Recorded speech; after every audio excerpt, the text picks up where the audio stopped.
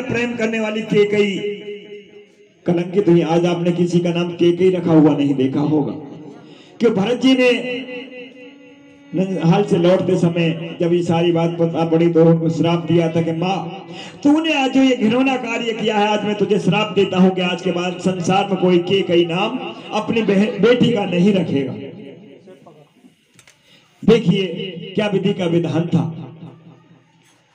तो प्रभु श्री राम का जहां राज्य अभिषेक हो रहा था, अयोध्या में दिवाली मनाई जा रही थी, लेकिन वहां अंदर ही अंदर जब मां शारदे ने मंत्रा की जिह्वा पर निवास किया तो मंत्रा ने केकई की बुद्धि को पलट दिया कि क्या सोच रही हो?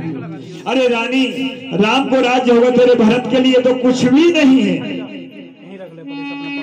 केकई कहने लगी कि राम भी तो मेरा ही है, लेकिन मंत्रा ने कूट कूट के भर दिया केकई को, बुद्धि को मलिन कर दिया, बुद्धि बिगाड़ दी और कहा कि राजा दशरथ जी पर आपके दोष वरदान है। जब देवासुर संग्राम में राजा दशरथ युद्ध कर रहे थे तो घायल अवस्था में केकई ने बहुत मदद की थी, उनको वहां से निकाल कर लाई थी। तो राजा ने उन्हें 2 वरदान देने के लिए कहा था।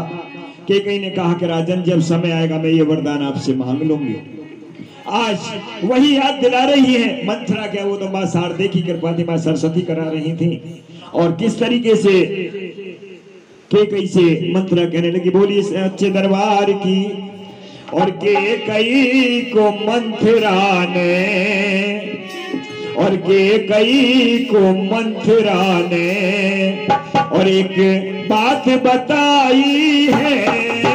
केकई को मंत्रा ने, केकई को मंत्रा ने ये बात बताई है, कल राज तिलक होगा, कल राज तिलक होगा, ऐसे समझाई है केकई को मंत्रा ने, केकई को मंत्रा ने एक बात बताई है, केकई को मंत्रा ने। और कहने लगी, कल राम बनेंगे राजा, कौशल्या के लाला।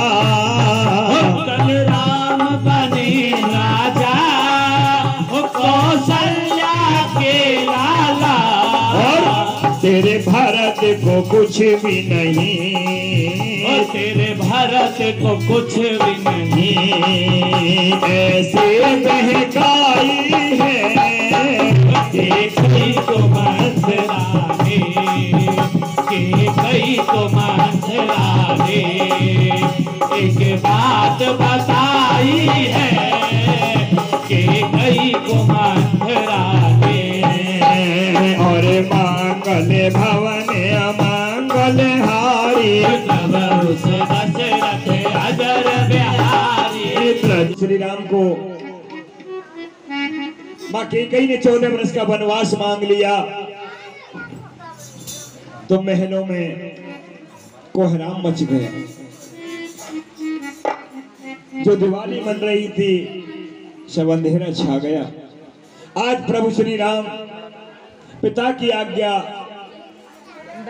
को मान करके, मां केकई की आज्ञा को मान करके वन के लिए जा रहे हैं। साथ में सीता जी भी हैं और भ्राता लक्ष्मण भी।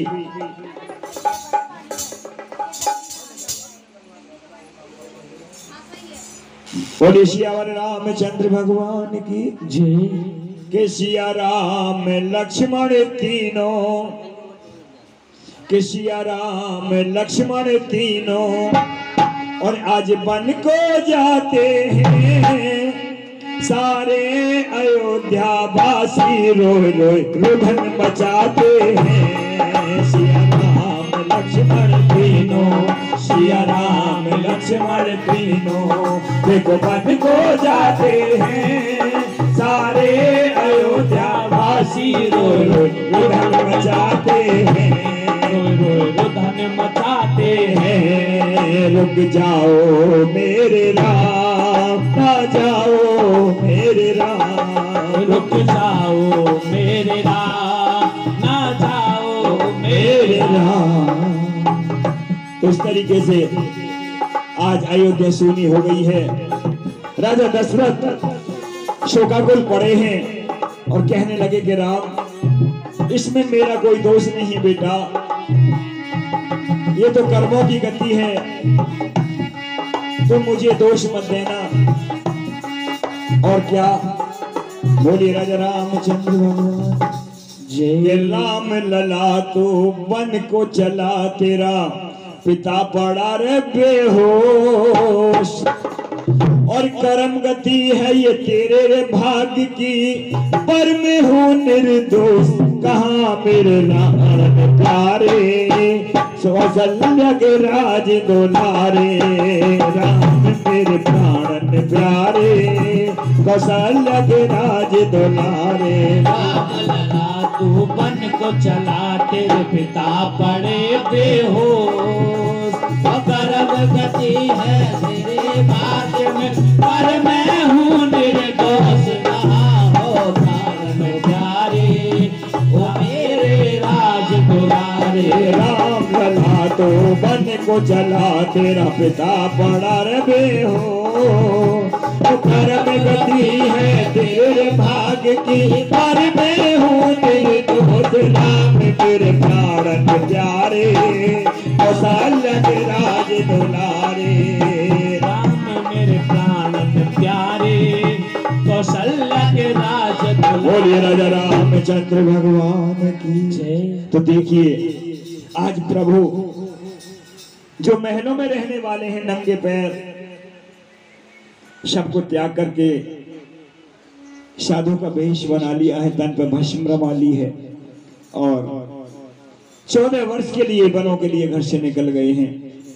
तो देखिए हम संकट से घबरा जाते हैं, प्रभु पर भी संकट आए हैं। प्रभु नर लीला कर रहे हैं, किसके लिए? कि हम लोगों के लिए, जन कल्याण के लिए प्रभु नर लीला कर रहे हैं। सब कुछ पता होते हुए,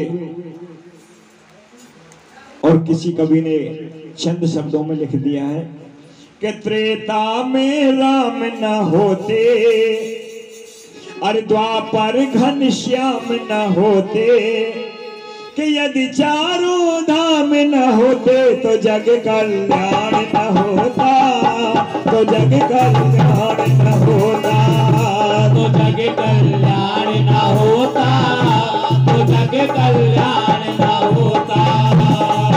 त्रेता में राम न होते, द्वापर घनश्याम न होते, यदि चारों धाम न होते तो जग कल्याण न होता, तो जग कल्याण न होता।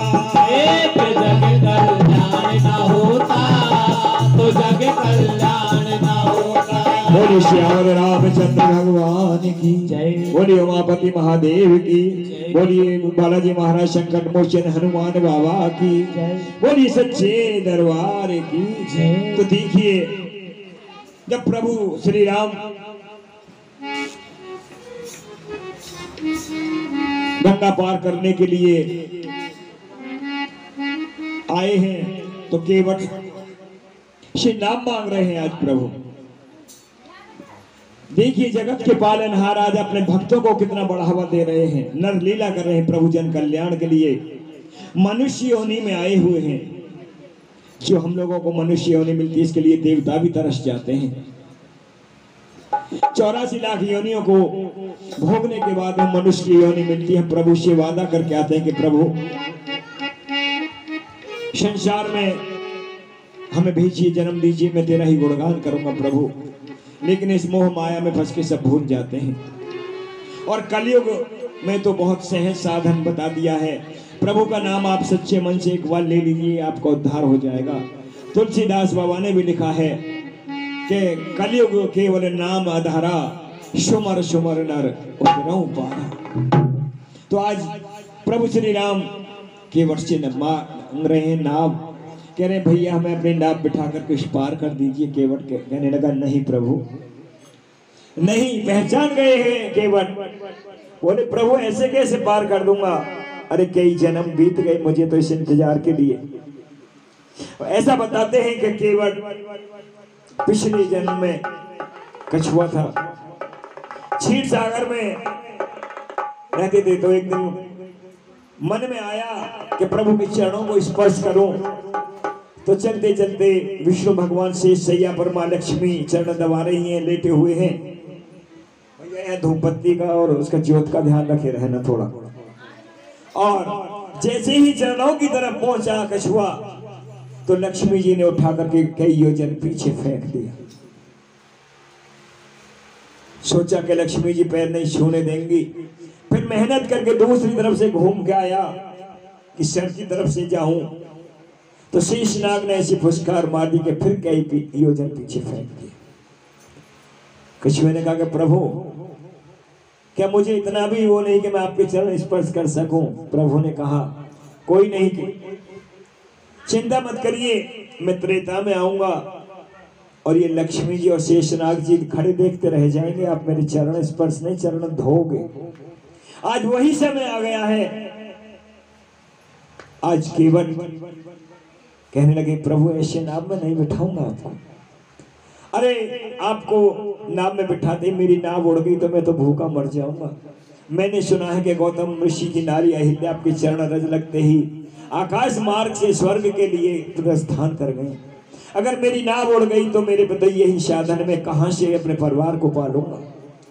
और क्या कहने लगे प्रभु, केवट से नाम मांग रहे हैं और केवट मना कर रहे हैं। बोलिए राजा रामचंद्र भगवान की। और केवट भैया, और केवट भैया लाओ नैया, करो हमें उस पार, हमें तो बन जाना है। केवट भैया लाओ नैया, करो हमें उस पार, हमें तो बन जाना है। अरे केवट भैया लाओ नैया, करो रे हमें उस पार, हमें तो बन जाना है। केवट भैया लाओ नैया, करो हमें उस पार, हमें तो बन जाना है। अरे हाथ जोड़ प्रभु माफी मांगो रे, भूखा मरेगा परिवार इसी से कमाना है। केवट भैया लाओ नैया, करो हमें उस पार, हमें तो बन जाना है। अरे प्रभु की वाणी सुन करके केवट ने ये बात उचारी थी। प्रभु की वाणी सुन करके केवट ने वचन उभारी थी। पैर के छूते ही उड़ गई प्रभु ऋषि गौतम की नारी थी। पैर के छूते ही उड़ गई प्रभु ऋषि गौतम की नारी थी। और नाव मेरी जो उड़ गई, तोरे भूखा मरेगा परिवार इसी से कमाना है। केवट भैया लाओ नैया, करो हमें उस पार, हमें तो बन जाना है। और केवट भैया लाओ नैया, करो रे हमें उस पार, हमें तो बन जाना है। केवट भैया लाओ नैया, करो हमें उस पार, हमें तो बन जाना है। और मंगल भवन अमंगल हारी, जय जय सीताराम, राम हरे राम हरे। जग बिहारी, जय जय सीताराम, राम हरे राम हरे। और सियावर रामचंद्र भगवान की जय। तो जाओ, प्रभु ने कहा कि केवट कैसे मुझे नाम में बैठाओगे? तो केवट ने कहा कि पहले प्रभु आपकी चरण धोऊंगा, उसके बाद नैया में बैठाऊंगा। प्रभु की आज्ञा पा करके केवट कठौता में पानी भर लाया, प्रभु के चरण धोए और कह रहे हैं आज लक्ष्मण जी और सीता जी से आप दोनों खड़े रोक के दिखा दो मुझे। अरे उस दिन तो मुझे उठा के फेंक दिया था जब मैं पिछले जन्म में कछुआ था। अरे आज रोक के दिखाइए ना कि शेषनाग के अवतार लक्ष्मण जी और लक्ष्मी जी का अवतार सीता जी आप दोनों साथ हैं। और प्रभु श्री राम को केवट ने नाव में बिठा लिया है, गंगा पार करा रहे हैं। मझधार में पहुंचते गंगा जी ने भी सोचा कि आज प्रभु मेरे द्वारा है, प्रभु के चरण स्पर्श करूं। और गंगा जी ऊपर को उठने लगी हैं और केवट घबरा रहा है, नार हिलोरे लेने लगी और क्या कहने लगा कि मेरी नैया में लक्ष्मण राम, गंगे मत गिरे बहो। मेरी नैया में लक्ष्मण राम, गंगे मैया धीरे बहो। मेरी नैया में लक्ष्मण राम, गंगे माँ तुम धीरे बहो। मेरी नैया में लक्ष्मण राम गंगे मैया धीरे बहो। अरे धीरे बहो रे मैया धीरे बहो। धीरे बहो मैया धीरे बहो। धीरे बहो माँ धीरे बहो। अरे धीरे बहो मैया धीरे बहो। तो मेरी नैया